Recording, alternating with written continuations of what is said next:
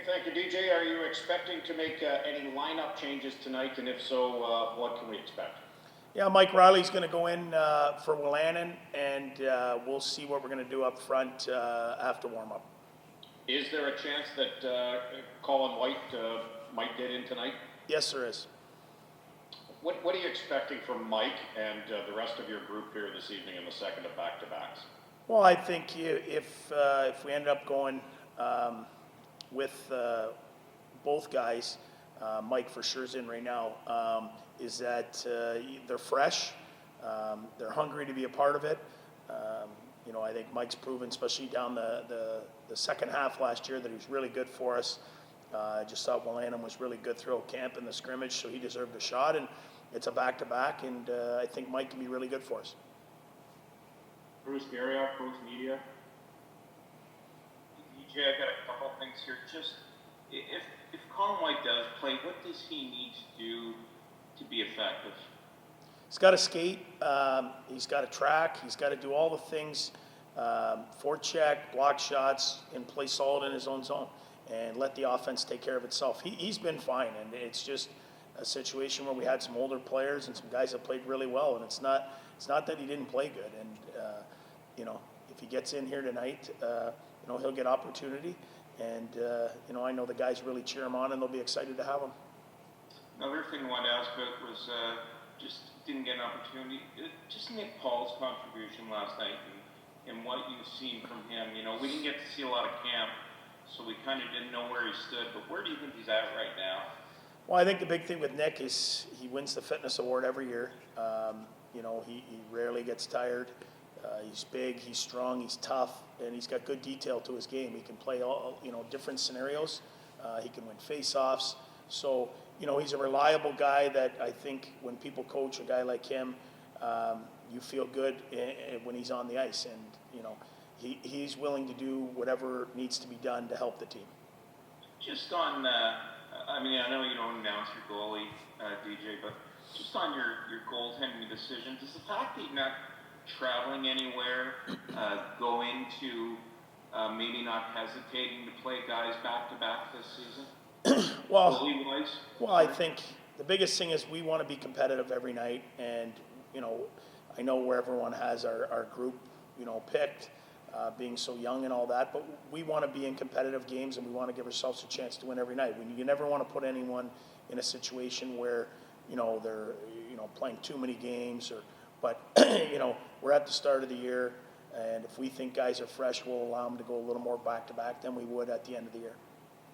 Ian Mendez, The Athletic. Hi, DJ. I'm just one question for you, and it's on Drake Batherson. He just looks like he's got a lot more poise, a lot more confidence with the puck. A, is that fair? And B, what's the biggest difference you see in his game year over year? Well, the biggest thing is so many people want to rush good young players into the lineup, and you hear guy, why isn't this young guy playing or that young guy playing? I think what people don't understand is you can't play until you're ready.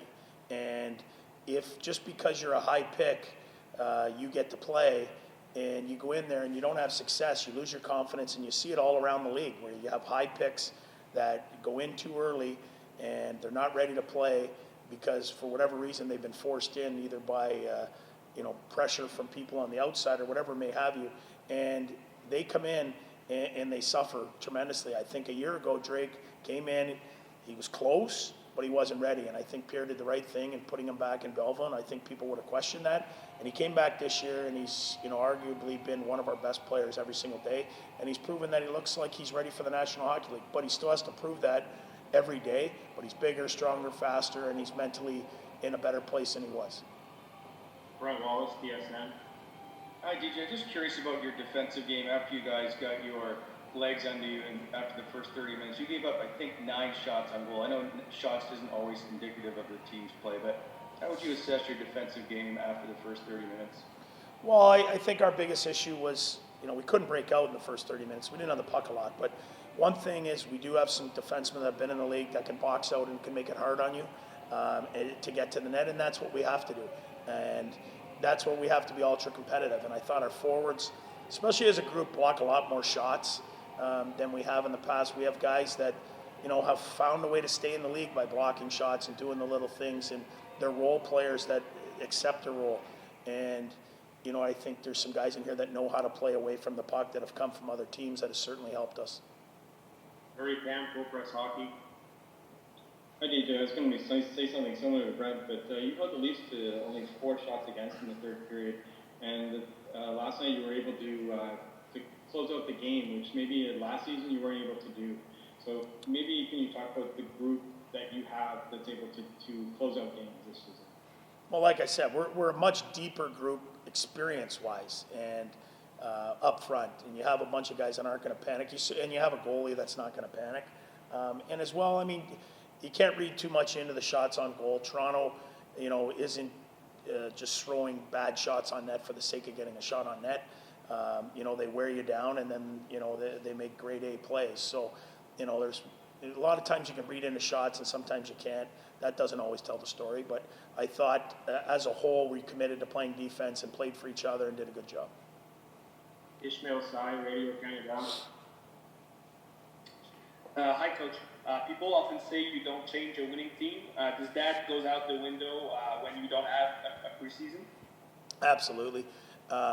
And also, what I think what happens is there was no particular reason why certain guys would be out other than, guys, maybe marginally were ahead of them. And you got to make tough decisions sometimes. Sometimes they work, sometimes they don't. But I think every day our group is going to get used to, some guys will be in, some guys will be out.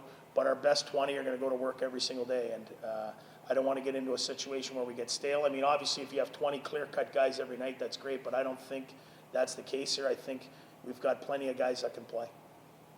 We'll finish this afternoon with one more from Bruce Garriott. DJ, I just wanted to ask you, you know that team pretty well over there. A, how would you expect them to react tonight? And B, where do you have to pick up to have success again from the way you played last night? Sorry. Well, they've been through 3-4 years ago what we're going through now. And, they've been through these battles and they know how to rebound and come back and come at you. So you're going to see their best effort tonight. You're going to see their best players elevate their game to another level. And it's going to be good for our young group. And what we have to do is meet them in the first period and not back down and hang in there and play as a team. And, don't get outside of our structure. And if we can do that and hang around a bit, we'll give ourselves a chance. Okay, thank you, DJ. Appreciate your time. Thank you.